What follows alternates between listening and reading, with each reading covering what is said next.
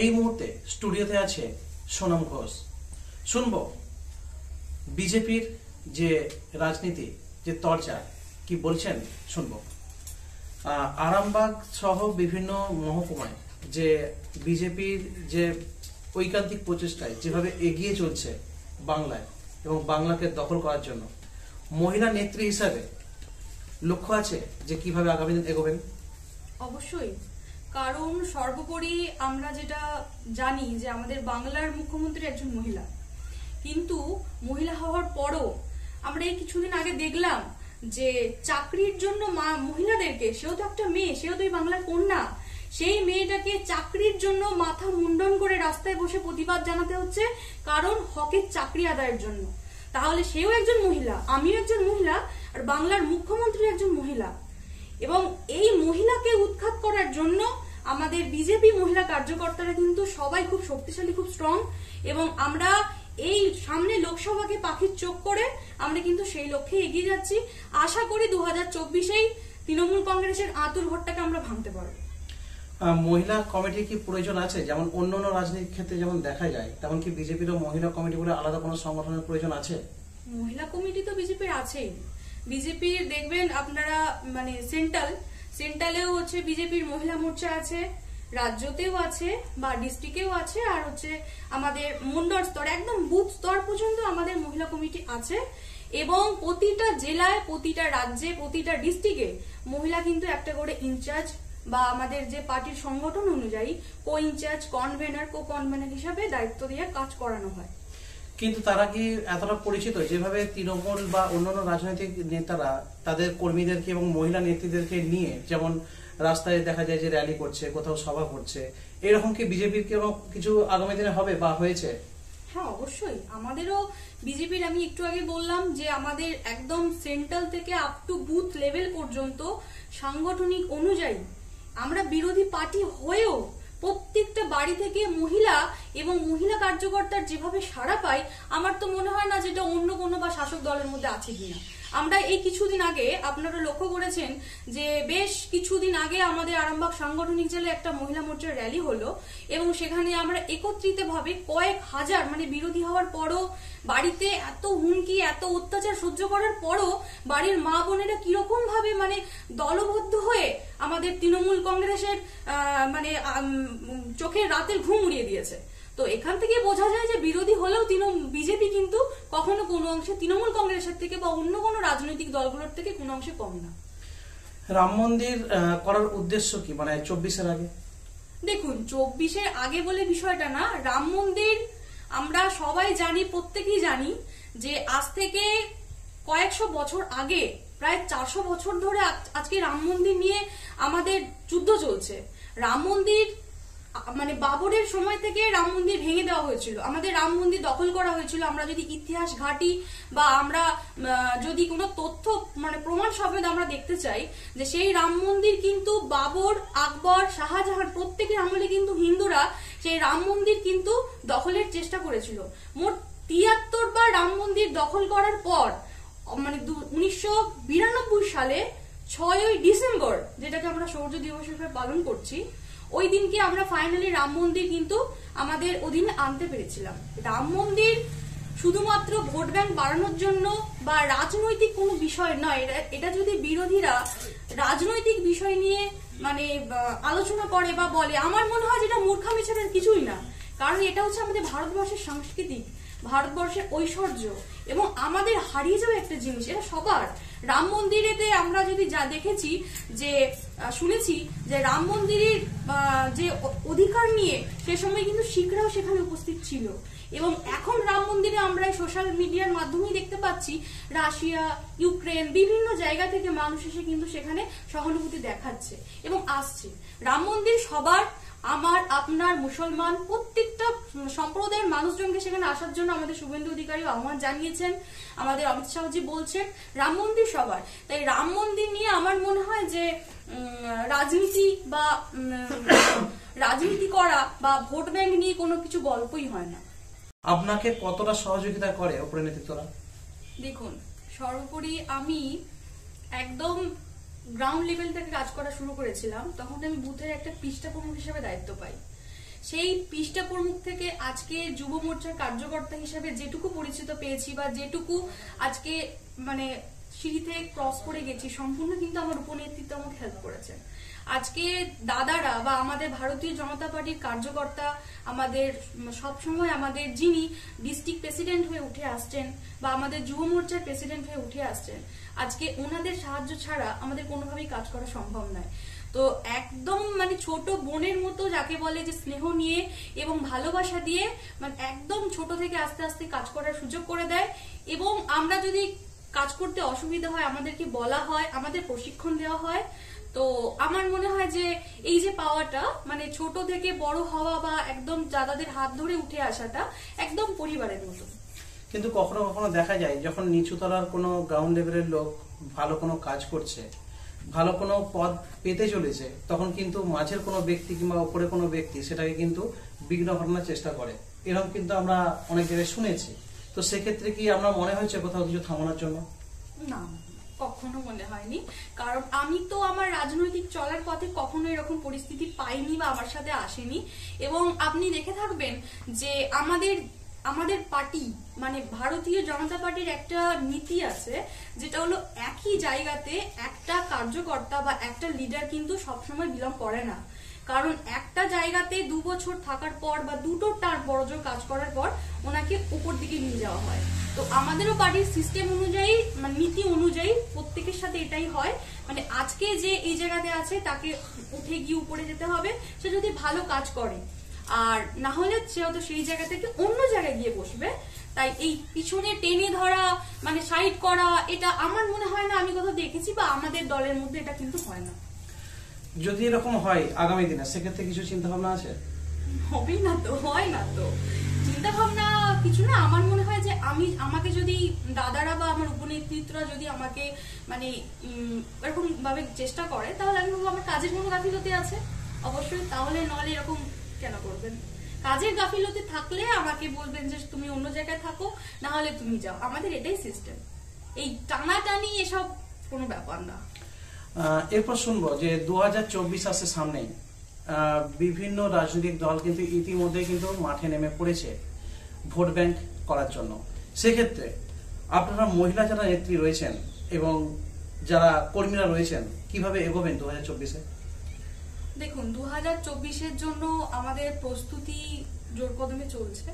আর আমাদের প্রস্তুতি বলতে আমরা তো বিরোধী পার্টি, তাই এখানে আমাদের ফান্ডিং এর কোনো ব্যাপার নেই। টাকা পয়সা দিয়ে বড় বড় নবজোয়ারের মতো ফষ্টি নষ্টি করে বড় বড় প্রোগ্রাম করব, আমাদের সেই রকম মানে মানসিকতাও নেই, আর সেরকম আমাদের আর্থিক বলও নেই। আমাদের যেটা টার্গেট সেটা হলো মানুষের বাড়ি বাড়ি পৌঁছানো, মানুষের কাছে হাত জড়ো করে বাড়ির গেটেতে দাঁড়ানো, যে আপনারা এই চোরের সরকারকে, চোরের দলকে উৎখাত করে ফেলার জন্য আমাদেরকে সাহায্য করুন। আমরা এটাই বলবো। তো এটাই আমরা করছি, এই চেষ্টাটাই করছি। আর ওই তৃণমূল কংগ্রেসের মতো নবজোয়ার, তারপর কংগ্রেসের মতো ভারত জোড়ো যাত্রা, এইসব ন্যাকামো নটাঙ্গি আমাদের কাছে করার সময়ও নেই, আমরা ওটা করতেও চাইছি না। দেখছেন যে গোটা ওয়েস্ট বেঙ্গলে, আমাদের গোটা সেন্ট্রাল জুড়ে বিজেপি শুধু হয়তো প্রচার করছে বা বিজেপির সংগঠনকে ভিতরে ভিতরে গ্রোথ করছে বা প্রোগ্রাম করতে চাইছে বা মানুষের বাড়িতে গিয়ে মানুষকে বোঝানোর চেষ্টা করছে, কিন্তু আদারওয়াইজ যে মানে টাকা পয়সা খরচ করে রাস্তাঘাট ব্লক করে অন্য কিছু এরকম পরিকল্পনা নেই। তবে 2024-এর জন্য আমাদের মতো মহিলা যারা কার্যকর্তা আছে তারাও তাদের পার্টির দায়িত্ব সামলে চলেছে, কাজ করে চলেছে। যতটুকু দল আমাদেরকে করতে বলছে, নির্দেশ দিচ্ছে, আমরা মহিলাদেরকে আমরা বোঝাচ্ছি। কারণ মহিলাদেরকে আমরা একটাই বার্তা দিতে চাই এবং দিচ্ছি, 500 টাকাতে ওই মায়েদের সম্মান হয় না। মাথা মুন্ডন করে যে মেয়েটা রাস্তাতে বসে কাঁদছিল সেও কিন্তু বাংলার অগ্নিকন্যা।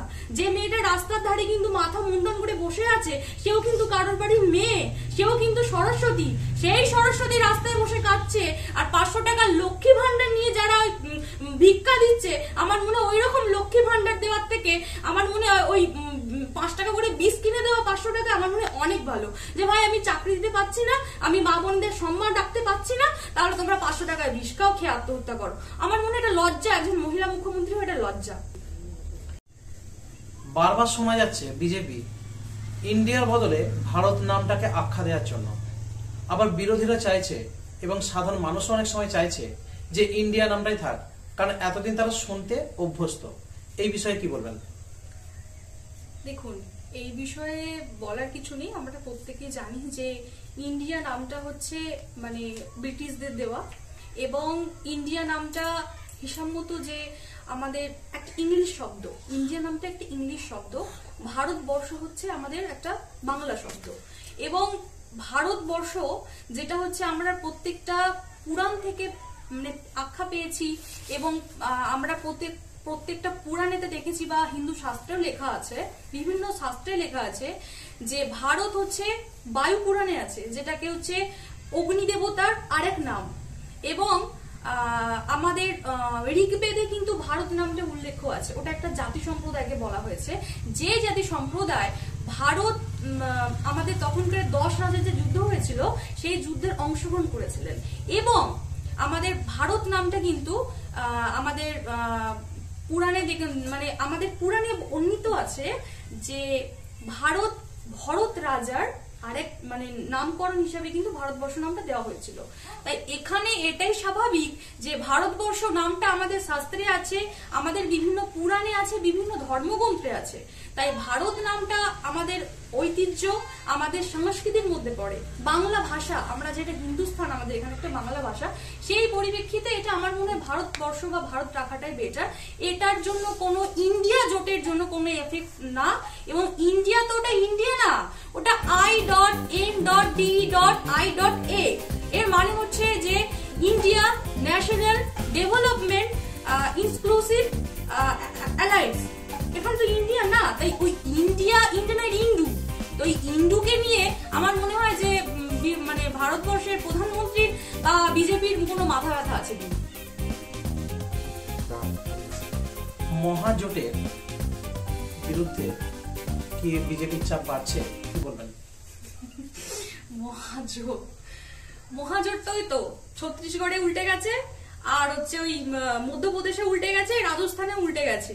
মহাজোট আবার কি? আমার তো মনে হয় ওদের লজ্জা পাওয়া উচিত।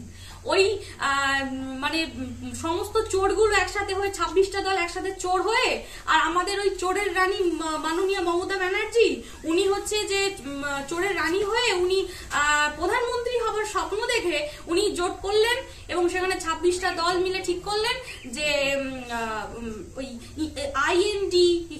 ইন্ডু নিয়ে একটা জোট তৈরি হয়ে গেল। তাতে কার কি যায় আসে? শুনলে হাসি লাগে যে যেই জোট কোথাও খাতা খুলতে পারছে না, বাড়ি চলে যাচ্ছে, মানুষ তাদের মানে মুখের উপর দরজা বন্ধ করে দিচ্ছে, উচিত শিক্ষা দিচ্ছে, সেই জোটকে নিয়ে আমাদের বিজেপির কোনো সমস্যা। আমার ভাবি না যে এই জোট মানে কোন রকম ভাবে কোন জায়গাতে এফেক্ট ফেলতে পারবে কিনা। সেটা আপনারা ছত্তিশগড়ে প্রমাণ পেয়েছেন, সেটা আপনারা মধ্যপ্রদেশে, রাজস্থানে সব জায়গাতে প্রমাণ পেয়ে গেলেন। তো আমার মনে হয় যে এই জোট নিয়ে কিছু বলা মানে নিজের সময় নষ্ট করা, আদারওয়াইজ আর অন্য কিছু না। এবার শুনবো স্বাস্থ্যসাথী কার্ড নিয়ে। আমরা দেখেছি যে স্বাস্থ্যসাথী কার্ড কিন্তু মানুষের উপকার করে, যেটা মুখ্যমন্ত্রী মমতা বন্দ্যোপাধ্যায় কিন্তু চালু করেছিল এবং তার জন্য প্রাইজও পেয়েছিল। কি বলবেন এই বিষয়ে? প্রাইজ পেয়েছিল, এবার বলি স্বাস্থ্যসাথী না, ওটা হচ্ছে হেনস্থা সাথী।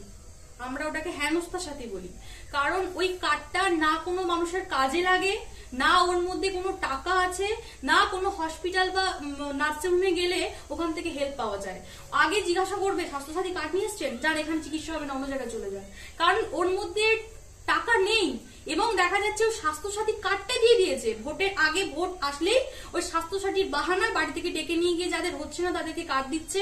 বা বিজেপি যারা করে, আমি ধরুন আমার কথাই বলছি, আমিও তো একজন পশ্চিমবঙ্গের নাগরিক, তো সেইখান থেকে আমার তো কার্ডই নেই, আমার কোনো ফ্যামিলির কোনো কার্ড নেই। অ্যাপ্লাই করা হয়েছিল কিন্তু কার্ড কিছু পাইনি। সেখানে আয়ুষ্মান ভারতকে বন্ধ রেখে, যেখানে 5 লক্ষ টাকার স্কিম আছে নরেন্দ্র মোদী যেখানে দিয়েছিলেন, সেই স্কিমকে বন্ধ রেখে ওই স্বাস্থ্যসাথী নামে ওই হেনস্থা সাথী একটা কার্ড চালু করেছে মমতা ব্যানার্জি বা তৃণমূল কংগ্রেসের সরকার। সেখানে না আছে কোনো টাকা, না আছে কোনো হেল্প, না আছে কোনো পরিষেবা। সেটা দেখলেই আমাদেরকে মানে আমরা দেখেছি বা আপনাদের মাধ্যমে আপনারাও দেখেছেন যে ওই কার্ড নিয়ে কত মানুষ হসপিটাল বা নার্সিংহোমে দৌড়গোড়ায় দৌড়েছে, কিন্তু সেখানে টাকা নেই বা পায়নি, মানুষকে হেনস্থা হতে হয়েছে। এবং আপনারা আজকেও মানে এই 2-1 দিনের খবর, গোটা ওয়েস্ট বেঙ্গলের মধ্যে হসপিটাল আছে, কিন্তু হসপিটালেতে কোনো ওষুধ নেই, ওষুধের ক্রাইসিস। সেখানে মানে ধরুন একটা মানে চিকিৎসা যা চলছে, একজন পেশেন্টকে যে পরিমাণ ডোজ দিলে, ওষুধ দিলে তিনি সুস্থ হয়ে বাড়ি ফিরবেন, সেই পরিমাণ ওষুধ নেই। দেখা যাচ্ছে যে ওই বোতলের মধ্যে জল গুলে আর সেই ওষুধটাকে দিয়ে দিচ্ছে, মানে সেই থুতুতে ছাতু গোলা অবস্থা আর কি, এইরকম করে আর সাধারণ মানুষকে জনগণকে পরিষেবা দেওয়া হচ্ছে। কিন্তু ওই হিসাব কিন্তু মানে ওনাদের খাতায় কিন্তু ওই হিসাব থাকছে যে ওই এতগুলো ওষুধ ওখানে দেওয়া হচ্ছে, বাকি টাকা চুরি হয়ে যাচ্ছে। চুরি করে দেখা যাচ্ছে যে ওনাদের বাড়ির জন্য আসবাবপত্র কিনছে বা ট্যুর প্ল্যানিং করছে, বা বাড়ির মধ্যে কোটি কোটি হাজার হাজার কোটি কোটি টাকা খাটের নিচে থেকে, বাথরুম ঘর থেকে বেরোচ্ছে, কিন্তু জনগণের পরিষেবা নেই। স্বাস্থ্য পরিকাঠামো অত্যন্ত দুর্বল এবং ভঙ্গুর। সেখানে আমার মনে হয় যে এই বিষয় নিয়ে কিন্তু আমাদের হসপিটালে সুপার থাকে, প্রতিটা ওয়েস্ট বেঙ্গলে প্রত্যেকটা হসপিটালের সুপারকে এই বিষয় নিয়ে ভাবা উচিত, এবং আমাদের রাজ্যের মুখ্যমন্ত্রী বা স্বাস্থ্যমন্ত্রী সবাইকে এই বিষয় নিয়ে কিন্তু জোর দেওয়া উচিত। কারণ মানে রাজনীতি না, মানুষকে বাঁচাতে হবে, তবেই তো সে মানুষগুলো আমাদের ভোট দেবে। তাহলে মানুষের পরিষেবা নেই, জনগণ পরিষেবা পাচ্ছে না, তাহলে সেখানে কিসের সরকার? মঙ্গলবার দিন একটা হামলা হয়েছিল লোকসভার ভেতরে, এবং সেখানে সকলেই একটা আতঙ্কিত হয়েছিল। এত কড়া আতসহ নিরাপত্তা থাকতেও কিভাবে তারা এই বিষাক্ত যে একটা গ্যাস দেখা গেছিল, সেই গ্যাসটা কিভাবে ভেতরে এলো, বা এই যে হামলা হয়েছিল, এই হামলা নিয়ে কি বলবেন? দেখুন, হামলাকারী দুষ্কৃতী সে কিন্তু পশ্চিমবঙ্গেরই বাসিন্দা, প্রথম কথা। আর দ্বিতীয় কথা হচ্ছে যে হামলাকারী যে ছিল ললিত ঝা, তাকে আমরা মানে সোশ্যাল মিডিয়ার মাধ্যমে বিভিন্ন জায়গায়, ফেসবুকে বিভিন্ন জায়গায় ছবি পোস্ট করেছে, বিভিন্ন জায়গায় আমন্ত্রিত ছিল। তার ব্যাকগ্রাউন্ড ঘাটলে দেখা যাচ্ছে যে তৃণমূলের হচ্ছে বিধায়ক তাপস রায়, এবং তৃণমূলের যুব মোর্চার সভাপতি সৌম্য কিছু একটা নাম আছে, বা আমাদের সৌম্য বক্সি, আর তৃণমূলের মানে প্রত্যেকটা জায়গায় দেখা যাচ্ছে ললিত ঝার সাথে, আমি প্রমাণ সমেত দেখাতে পারবো যে ললিত ঝার সঙ্গে প্রত্যক্ষ এবং পরোক্ষভাবে তৃণমূলের প্রত্যেকটা নেতা কর্মীর একটা যোগসূত্র আছে, এবং ছবি এবং প্রত্যেকটা ইনভাইটেড জায়গায় সে উপস্থিত থাকছে। তাদের সাথে সে কখনো দেখা গেছে যে সেলফি তুলেছে, কখনো বসে খাচ্ছে, আড্ডা দিচ্ছে। তাহলে এখান থেকে তো পরিষ্কার প্রমাণিত হয় এটা কিন্তু কোন রকম মানে আইডিয়া বা সন্দেহজনক বিষয় না। এখানে প্রত্যক্ষভাবে এখানে প্রমাণ করা যাচ্ছে যে ওই ললিত ঝার সঙ্গে তৃণমূলের প্রত্যক্ষ এবং পরোক্ষভাবে যোগসূত্র আছে, এবং তাকে এর পিছনে তৃণমূল কংগ্রেসের মদত আছে। কারণ তৃণমূল কংগ্রেসের প্রত্যেকটা জায়গায় গন্ডগোল লাগানো আর প্রত্যেকটা জায়গায় একটা বিশৃঙ্খলা পরিবেশ সৃষ্টি করা হচ্ছে ওদের কাজ। এটা যেটা শুরু করেছে এটা তো নোংরামো, একটা মানে বিচ্ছিরি একটা ব্যাপার। একটা পার্লামেন্টের ভিতরে ঢুকে তার সাহস হয় কিভাবে? আমার মনে হয় যে ইমিডিয়েটলি ওকে বিশেষভাবে ওকে শাস্তি দেওয়া উচিত। ওই কোর্ট কি বললো, তারপর রায় বেরোলো, তাকে ছেড়ে দেওয়া হলো, তাকে পানিশমেন্ট দেওয়া উচিত। কারণ এটা পশ্চিমবাংলার মানুষের এই চোরের সরকারের থাকাকালীনে এই প্রথমত মানুষকে শিক্ষার যে বিষয়টা সেটা তো পুরো ভেঙে ফেলেছে। শিক্ষার যে প্রাচীর সেটা তো ভেঙে ফেলে প্রত্যেককে অশিক্ষিত তৈরি করে দিচ্ছে। এই অশিক্ষিত লোকেদেরকে করবে কি? তাদেরকে টাকা দিচ্ছে বা তাদেরকে অন্যরকম প্রলোভন দেখাচ্ছে, দিয়ে এই সমস্ত ছেলেদেরকে তুলে নিয়ে এসে তাদেরকে এই তৃণমূলের বিজেপির জায়গায় বা পার্লামেন্টে বিভিন্ন জায়গায় অশান্তি লাগানোর জন্য পাঠিয়ে দিচ্ছে। এটা তো আমরা প্রত্যেকেই বুঝতে পারছি যে এটা নিছক একটা তৃণমূল কংগ্রেসের প্ল্যান, চক্রান্ত, সাজানো চক্রান্ত। শেষ প্রশ্ন, এই বিজেপির সঙ্গে রাজনৈতিক যে জীবন আর আগের যে জীবন, কতদিন ধরে আসছেন বা কি কি পদ এখনো পর্যন্ত হোল্ড করে আছেন? শুরু থেকে বলতে 2017 সালে বিজেপির উপর একটা ভালোবাসা সৃষ্টি হয় 2017 সাল থেকে, এবং তখন যদিও পড়াশোনা মানে সাথে জড়িত ছিলাম, তার জন্য জার্নি হয়নি।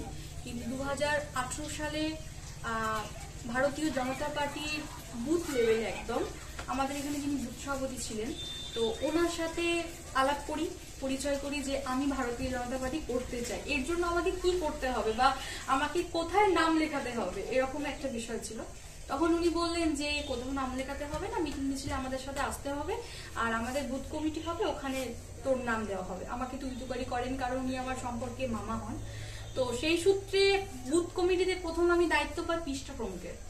ভারতীয় জনতা পার্টির পৃষ্ঠ প্রমুখ বলে একটা মানে পদ থাকে, পোস্ট থাকে, সেটা হলো যে ভোটার তালিকা আমাদের যে থাকে সেই ভোটারদেরকে মানে তাদের বিষয়ে খোঁজ খবর নেওয়া, তাদের সাথে যোগাযোগ করা। তো পৃষ্ঠ প্রমুখের দায়িত্বে প্রথম আসি বুথে, তারপর অঞ্চলে মহিলা মোর্চার কাজ করি।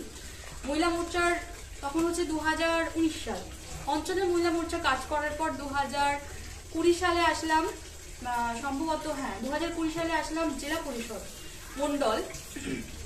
মন্ডলে মাদারের সদস্য। তারপর 2021 সালে আগে 2020 সালেরই পর 2021 সালের ঠিক একটু আগে ইনফরমেশন টেকনোলজি আমাদের যে আছে, তো সেই ইনফরমেশন টেকনোলজিতে কাজ করি, সোশ্যাল মিডিয়ায় কাজ করি। সোশ্যাল মিডিয়া থেকে উঠে আসে 2021 সালে ইলেকশনের পর আমাকে দল ভারতীয় জনতা পার্টির যুব মোর্চার সেক্রেটারি হিসেবে দায়িত্ব দেন। এখন বর্তমানে ওই দায়িত্ব কমপ্লিট হওয়ার পর এখন বর্তমানে তো শ্রীরামপুর সাংগঠনিক জেলার ইনচার্জ দায়িত্ব দিয়েছে দল। এইভাবেই চলছে, জার্নি খুব ছোট। এই ধরুন 2018 থেকেই 2023 সামনে 24 আসছে, এইটাই আমার পরিবারের সাথে যোগ হওয়া ভালোবাসা। অনেক ভালোবাসা পেয়েছি, অনেক ভালোবাসা পাচ্ছি, মানে একটা পরিবারের মতনই, যেটা হলো যে মানে খুব মানে কাছের মনে করে এখানে কাজ করি। কাজ দায়িত্ব মানে ঘাড়ের মধ্যে চাপিয়ে দিয়ে এটা করো পেশার, এরকম ব্যাপার না, ভালোবেসে কাজ করি।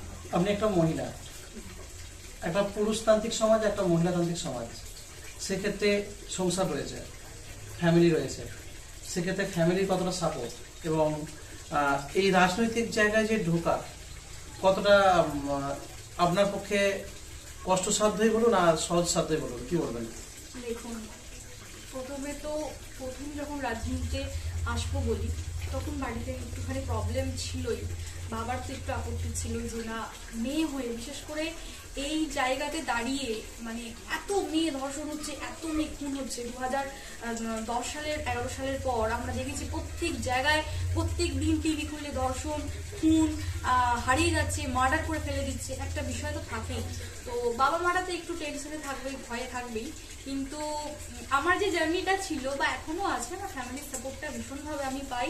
আমার ফ্যামিলি থেকে আমার মা, বাপি, তারপর হচ্ছে আমার দিদিরা যারা আছে, আমার রিলেটিভ যারা আছে, ভীষণভাবে আমাকে সাপোর্ট করে। এটা ভেবেই সাপোর্ট করে যে মানে একটা মানে এই বাজে একটা বিষয়, একটা জার্নি যেটা আমরা যাচ্ছি, সরকার তৃণমূল কংগ্রেসের সরকারকে উৎখাত করার জন্য ওনারা মনে করেন যে ইংরেজদের বিরুদ্ধে যেরকম বাড়ির থেকে বেরিয়ে গিয়ে সবাই মানে একটা এতে ভারতবর্ষকে স্বাধীন করার জন্য যে লড়াইটা চালিয়েছিল, আমার মনে হয় আমার বাড়ির লোক আমাকে ওইভাবেই সাপোর্ট করে যে একজন মহিলা হলেও তুমি এগিয়ে যাও, তুমি এগিয়ে গিয়ে ভারতীয় জনতা পার্টির ছত্রছায়া থেকে তুমি এই রাজ্যকে মানে শাসন মানে এই অত্যাচার মানে গণতন্ত্র থেকে তুমি এদেরকে মানে মানে মুক্ত করো, এরকম একটা বিষয়। আর একটা প্রশ্ন করবো, এটাই শেষ প্রশ্ন। লড়াই করতে করতে আজকে এই জায়গায় এসেছেন, আগামী 24-এ যদি আপনাকে প্রার্থী করে, লড়বেন? দেখুন, প্রথমত প্রার্থী নিয়ে বিষয় এখনো ভাবিনি। কারণ হচ্ছে মানে রাজনীতিতে জুনিয়র, আমি জুনিয়র, মানে এখন আমরা যুবক, মানে যুবক যুবতী মুখ।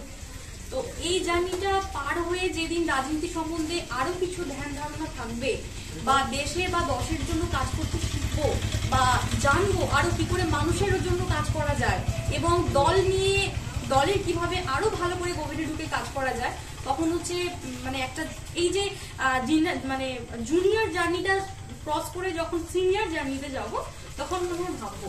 এবার দেখুন, দল যেটা ভাববে সেটা হচ্ছে অন্যরকম ব্যাপার। আমরা দলের উপরে না, আমিও পঞ্চায়েত সমিতিতে ক্যান্ডিডেট ছিলাম, এই বাড়িতেই দল আমাকে টিকিট দিয়েছিল, প্রতিদ্বন্দ্বী করেছি। তো সেখানে কাজ করেছি এবং জানি মানুষের অনেক ভালোবাসা পেয়েছি। কিন্তু এই 24-এর বিষয়টি এখনো ভাবছি না, আমার তো ধারণাই নেই। আর ভাববো পরে ভাববো, যখন মানে আরো বয়সটা হবে বা আরেকটুখানি মানে সময় কাটাবো তখন ভাববো। আর আপনারা সবাই জানেন যে প্রধানমন্ত্রী আমাদের নরেন্দ্র দামোদর দাস মোদীজি 33% মহিলা সংরক্ষিত আসন জন্য বিল পাশ করাচ্ছেন। তো সম্ভবত হলে আমরাও সুযোগ পাবো আগামী দিনে। আমাদের মতো আরো মা বোনেরা বা আমাদের যারা সৈনিক আছে ভারতীয় জনতা পার্টি, মানুষের সেবা করার জন্য, গরিবের কল্যাণ করার জন্য অবশ্যই সুযোগ পাবো। আমরা এইখানেই শেষ করছি, আর নাম পরিচয়টা একবার শুনে নেব। হ্যাঁ, আমি সোনাম ঘোষ, ভারতীয় জনতা পার্টির বললামই তো, ভারতীয় জনতা পার্টির বর্তমান সাংগঠন, শ্রীরামপুর সাংগঠনিক জেলার যুব মোর্চার ইনচার্জ। আর আরামবাগ বিধানসভার মধ্যেই বাড়ি, আরামবাগ ডিস্ট্রিক্টের মধ্যেই বাড়ি, সাংগঠনিক জেলার মধ্যেই। নমস্কার। শুনলেন নিউজ অগ্নি পর্দায় একান্তে সাক্ষাৎকার। রিপোর্ট নিউজ অগ্নি। ছাত্রীদের জন্য সম্পূর্ণ মহিলা পরিচালিত পশ্চিমবঙ্গের এক অন্যতম আবাসিক মিশন বিদ্যালয় সারদা মিশন শিক্ষণ মন্দির। আপনার কন্যার উজ্জ্বল ভবিষ্যতের কথা মাথায় রেখে সুস্থ সাংস্কৃতিক পরিমণ্ডলে নৈতিক শিক্ষার সঙ্গে উচ্চমানের পুঁথিগত শিক্ষার এক অন্যতম আবাসিক মিশন বিদ্যালয় সারদা মিশন শিক্ষণ মন্দির, মশাগ্রাম, পূর্ব বর্ধমান। এখানে প্রথম শ্রেণী হইতে দ্বাদশ শ্রেণী পর্যন্ত ছাত্রীর আগ্রহী অভিভাবকগণ ভর্তির জন্য যোগাযোগ করুন। আগামী শিক্ষাবর্ষের জন্য ভর্তি চলিতেছে। যোগাযোগ 9732050248। নাম্বারটি আবারও বলছি, 9732050248। ধন্যবাদ।